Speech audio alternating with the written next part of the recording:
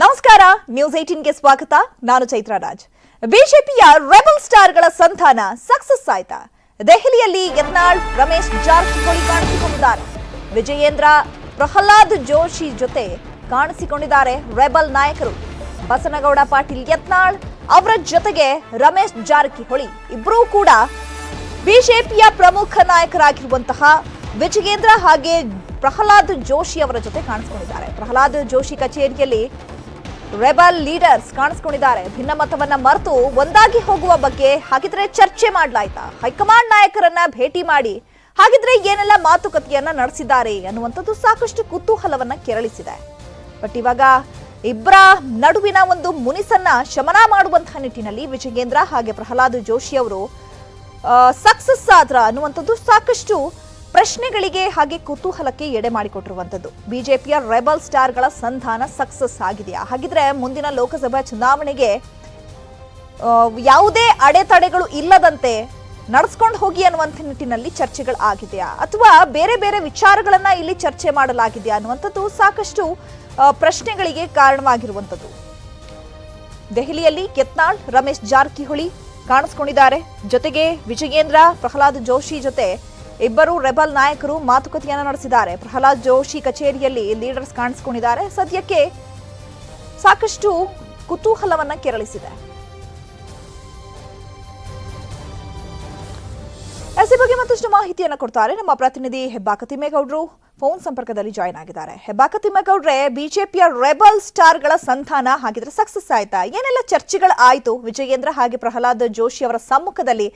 ಬರೀ ಸಂಧಾನ ಮಾತುಕತೆ ಆಗಿದೆಯಾ ಅಥವಾ ಲೋಕಸಭೆ ಚುನಾವಣೆ ಅದಕ್ಕೆ ಸಂಬಂಧಪಟ್ಟಂತಹ ಚರ್ಚೆಗಳು ಆಯ್ತಾ? ಹೇಗೆ ಚೈತ್ರ, ನಮ್ಮ ನ್ಯೂಸ್ 18ಗೆ ಲಭ್ಯವಾಗಿರ್ತಕ್ಕಂಥ ಮಾಹಿತಿ ಪ್ರಕಾರ ನವದೆಹಲಿ ಪ್ರವಾಸವನ್ನ ಕೈಗೊಂಡಿರ್ತಕ್ಕಂಥ ಬಿಜೆಪಿ ರಾಜ್ಯಾಧ್ಯಕ್ಷ ಹಾಗೂ ಶಾಸಕ ಬಿ.ವೈ. ವಿಜಯೇಂದ್ರ ಅವರು ಇವತ್ತು ಕೇಂದ್ರದ ಹಲವು ನಾಯಕರನ್ನ ಭೇಟಿ ಮಾಡಿದ್ದಾರೆ. ಈ ಸಂದರ್ಭದಲ್ಲಿ ಕರ್ನಾಟಕದವರೇ ಆಗಿರ್ತಕ್ಕಂಥ ಕೇಂದ್ರ ಕಾನೂನು ಸಚಿವ ಪ್ರಹ್ಲಾದ್ ಜೋಶಿ ಅವರ ಚೇಂಬರ್ಗೆ ತೆರಳದಂತ ಸಂದರ್ಭದಲ್ಲಿ ಅದೇ ವೇಳೆಗೆ ಏನು ಬಿಜಾಪುರದ ಬಸವನಗೌಡ ಪಾಟೀಲ್ ಯತ್ನಾಳ್ ಕೂಡ ಅದೇ ಚೇಂಬರ್ ನಲ್ಲಿ ಕುಳಿತಿರ್ತಾರೆ.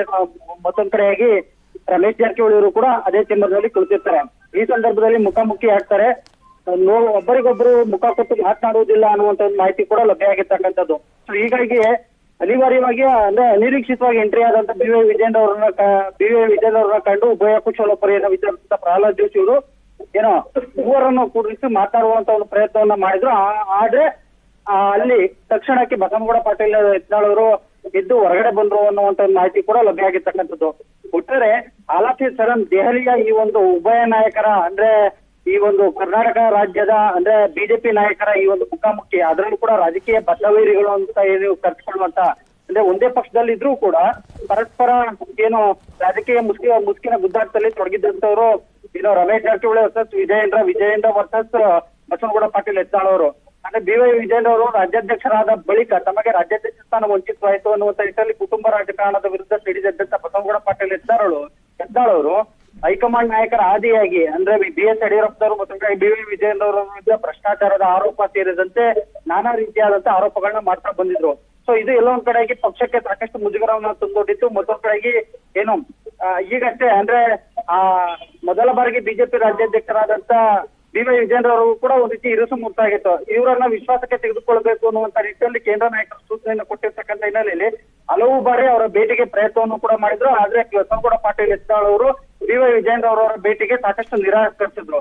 ಸೊ ಇಂಥ ಒಂದು ಚರ್ಚೆಯ ನಡುವೆ ಈಗ ಅನಿರೀಕ್ಷಿತ ಬೆಳವಣಿಗೆಯೊಂದರಲ್ಲಿ ಕೇಂದ್ರದ ಅಂದ್ರೆ ನವದೆಹಲಿಯ ಕೇಂದ್ರ ಸಚಿವ ಪ್ರಹ್ಲಾದ್ ಜೋಶಿ ಅವರ ಕಚೇರಿಯಲ್ಲಿ ಈ ಎಲ್ಲ ನಾಯಕರು ಒಟ್ಟಾಗಿ ಸೇರಿರುವಂತಹ ಫೋಟೋಗಳು ವೈರಲ್ ಆಗಿರುವಂತದ್ದು. ಮತ್ತೊಂದ್ ಕಡೆಗೆ ಈ ರೀತಿಯಾದಂತಹ ಪರಸ್ಪರ ಒಬ್ಬರಿಗೊಬ್ರು ಮುಖ ಕೊಟ್ಟು ಮಾತನಾಡದೇ ಇರುವಂತಹ ಒಂದು ಬೆಳವಣಿಗೆ ಇದೆಯಲ್ಲ, ಅದು ಎಲ್ಲೊಂದ್ ಕಡೆಗೆ ಬಿಜೆಪಿಯಲ್ಲಿ ಮತ್ತಷ್ಟು ಆಂತರಿಕ ಕಚ್ಚಾಟ ಇದೆ ಎನ್ನುವಂಥದ್ದು ಮತ್ತೊಂದು ಏನು ಸಾಬೀತಾಯ್ತಾ. ಮತ್ತೊಂದ್ ಕಡೆಯಾಗಿ ಇಲ್ಲ ಕೇಂದ್ರ ಸಚಿವ ಪ್ರಹ್ಲಾದ್ ಜೋಶಿಯವರೇ ಇವರನ್ನ ಬಿ.ವೈ. ವಿಜಯೇಂದ್ರ ಅವರವರು ಕಚೇರಿಗೆ ಬರೋದನ್ನ ತಿಳಿದು ಇವರನ್ನ ಕಚೇರಿಗೆ ಕರೆಸಿಕೊಂಡಿದ್ರ. ಹೀಗೆ ಹಲವಾರು ಪ್ರಶ್ನೆಗಳು, ಹಲವಾರು ಕುತೂಹಲಗಳು ಆ ಒಂದು ಫೋಟೋದಿಂದ ಮೂಡಿರುವಂತದ್ದು. ಚೈತ್ರ, ಓಕೆ, ಹಾಗೆ ಸಂಪರ್ಕದಲ್ಲಿ ಹೆಬ್ಬಾಕ ತಿಮ್ಮಗೌಡ್ರೆ, ಮತ್ತೆ ನಿಮ್ಮನ್ನ ಮಾತನಾಡಿಸ್ತೀನಿ. ಮಂಡ್ಯ ರಾಜಕೀಯದಲ್ಲಿ ಸ್ಫೋಟಕ ಬೆಳವಣಿಗೆ ಆಗಿದೆ. ಮೋದಿ ಹಾಗೂ ನಡ್ಡಾ